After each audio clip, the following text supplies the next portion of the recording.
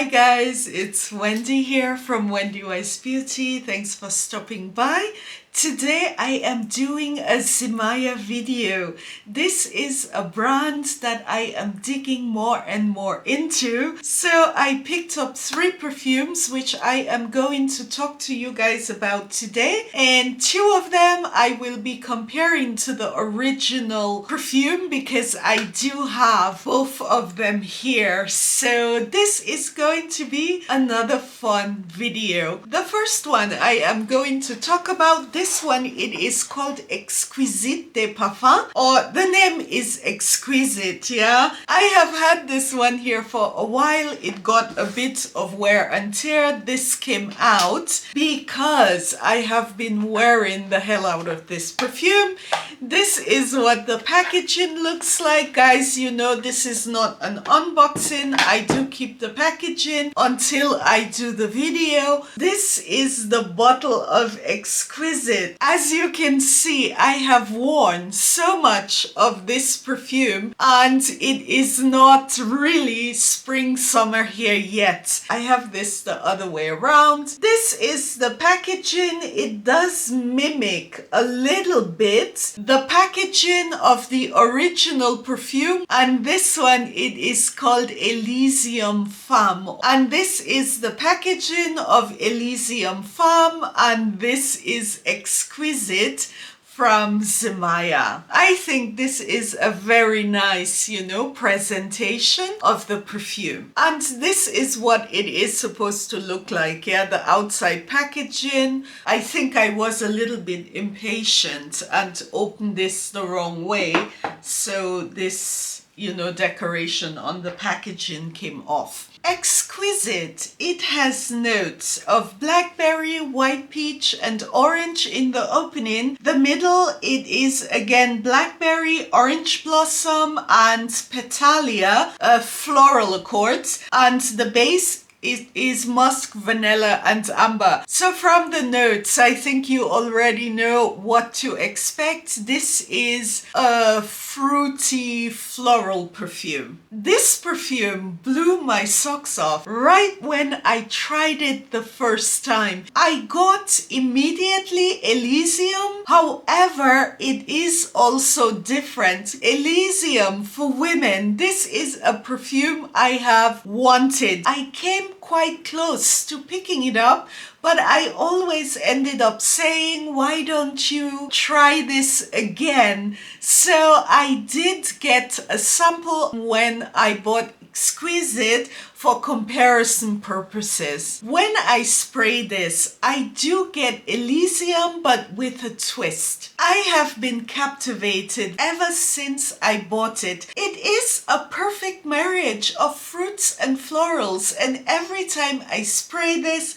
I feel pretty, I feel special. It simply makes me swoon, you know, with this summer spring delight aura that you get when you spray a perfume for the season. This has such beautiful spring summer vibes.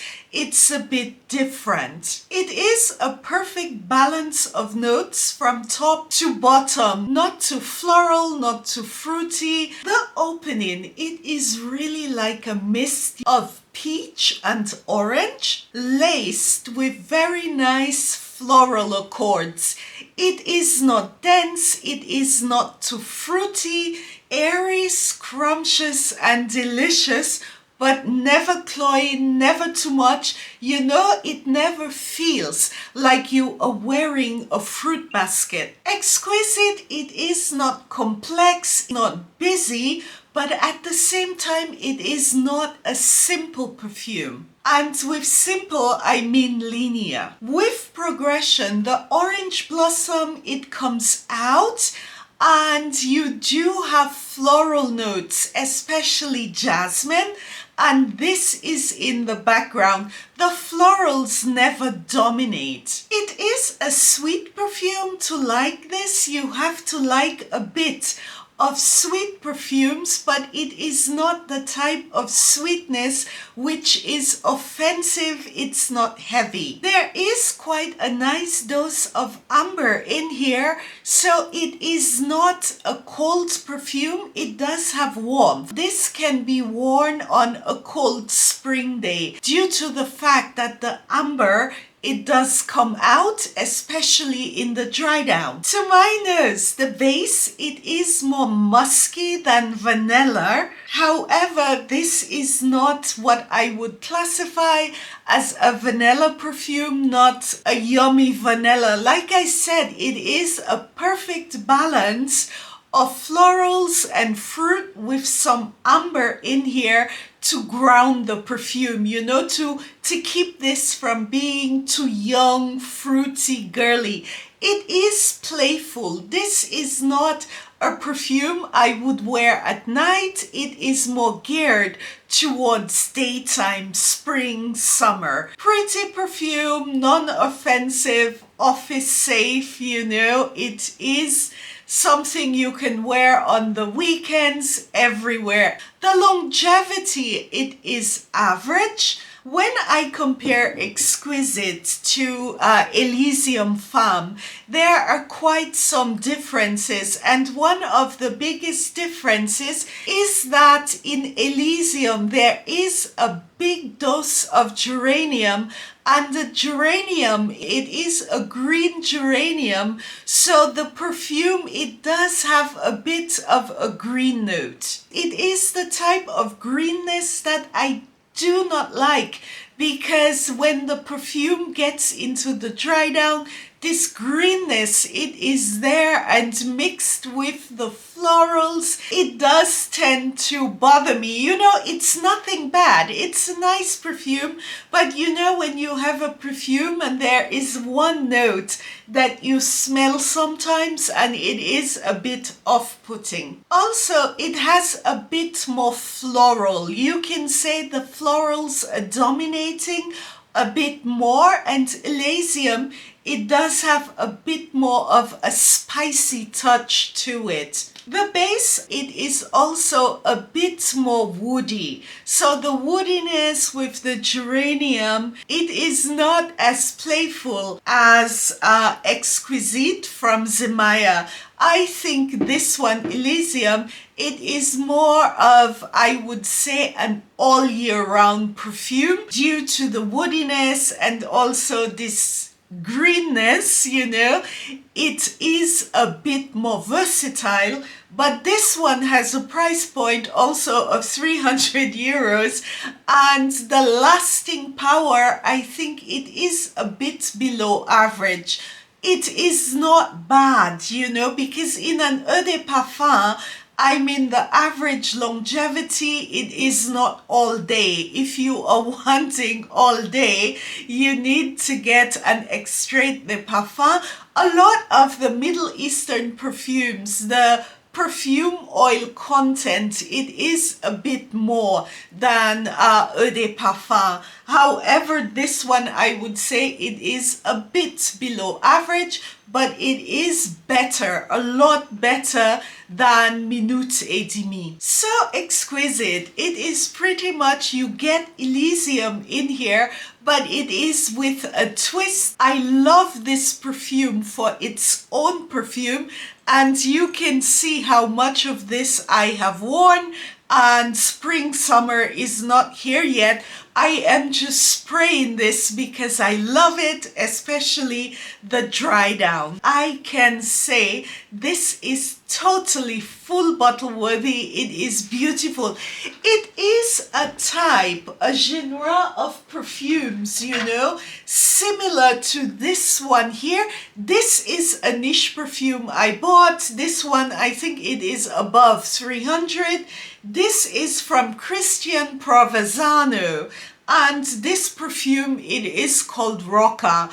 It is also a sweet perfume that you would think it is for only summer warm weather, but due to the base, you know, this perfume is perfect for fall. You can wear it all year round. But in terms of the balance of sweet and some fruitiness, Exquisite from Zimaya, it is in the same genre of perfumes. So if any of you have picked this up, please let me know what you think about it. It is relatively new. You know, I was coming through my perfume website here where I get my samples. So I picked this up immediately, and honestly, I got a lot more than I was expecting. So I would like to have your thoughts if you are wearing this one. Gorgeous perfume. Before I continue, guys, please do not forget to like and subscribe, and do give me a thumbs up. Send me some comments if you are wanting any more information, or if you think it is close to something else that I should compare it to. If I have it, I will do the comparisons for you guys. The next one that I do have, I did pick up a sample. This one, it is called Hawwa Red, also from Zimaya. And this one, it is inspired by Rouge Trafalgar from Dior. Hawwa Red, it has notes in the top of cassis, strawberry, raspberry, and orange. The heart of the perfume, it's grapefruit, blackcurrant, peach, and lily, and it's laid on a bed of vanilla, musk, and patchouli. This is classified as a fruity floral gourmand. It is definitely a fruity floral. The opening, it really smells ripe with orange and berry accords. It sometimes mimic, you know, like you are smelling a fruit salad where you have orange inside. I do get nice orange aromas in the opening of the perfume. Like I said, I have not tried Rouge Trafalgar, so I am reviewing this perfume, you know, as its own perfume. This one, it does have a bit of alcohol in the opening.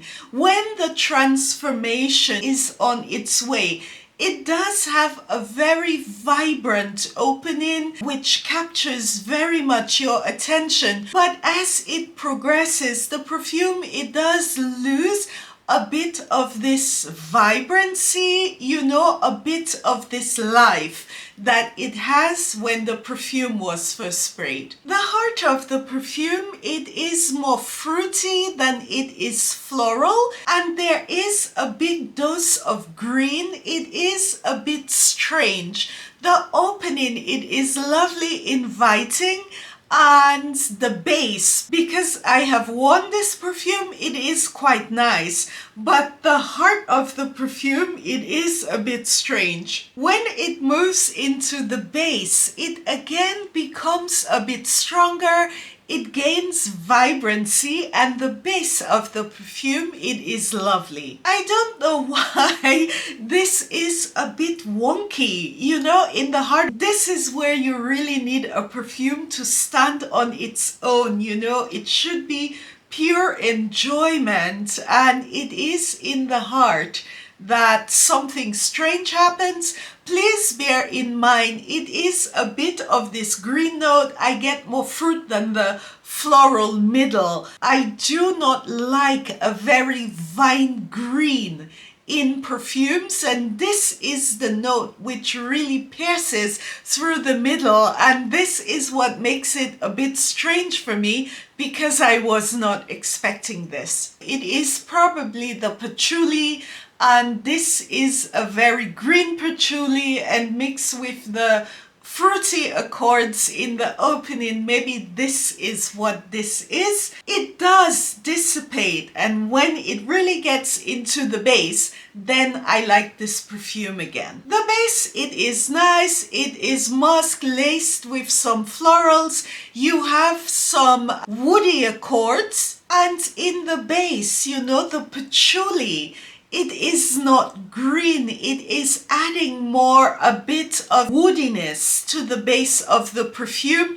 It is only in the heart that I get this weirdness, this greenness that I do not like. This, it is not a bad perfume, but for me, I will not get a full bottle because I have to suffer a bit through the middle, and it is due to this greenness. So if you like a green note, you know, sometimes pulling a bit viney, a grapevine when you rub this in your hands. If you like green, a lot of people like green in the heart of a perfume, then this is fine. But for me, due to my taste in perfumes and the notes which bother me, I will not get a full bottle of this because I have to suffer a bit through the middle.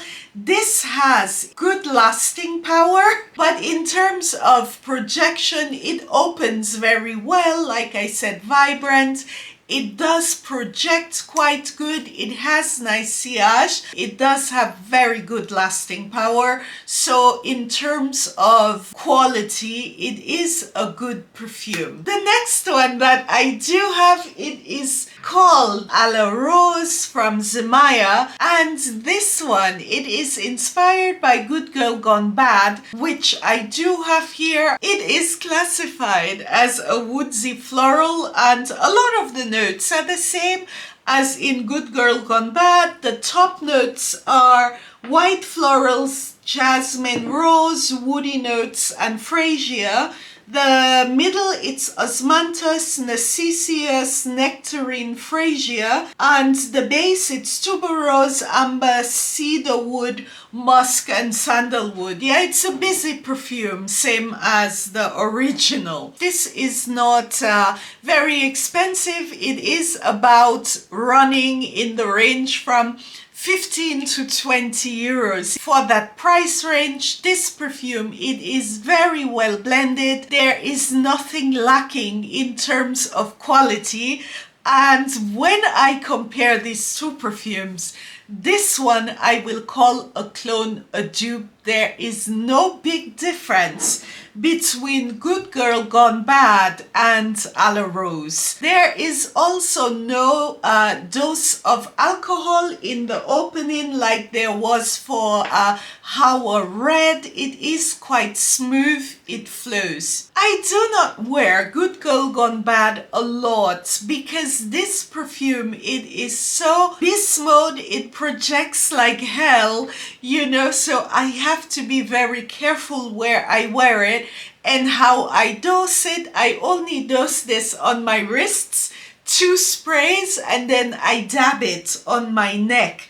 I never do 5 sprays of Good Girl Gone Bad because you can easily offend people. The opening I already described. It is pretty much florals laced with some woody notes. The heart, it is quite creamy. Of course, you have osmanthus in here, which adds quite a nice dose of creaminess. The nectarines, they do come out nicely. The white florals, they do dominate in the heart of the perfume, same as the original. The tuberose, yeah, it is most pronounced, most discernible. The only slight difference that I could find between A La Rose and Good Girl Gone Bad is that the Zimaya version, it has a bit more musk in the dry down, so it is not as heady as Good Girl Gone Bad, making A La Rose, you know, a bit easier to wear, a bit less offensive. And it is due to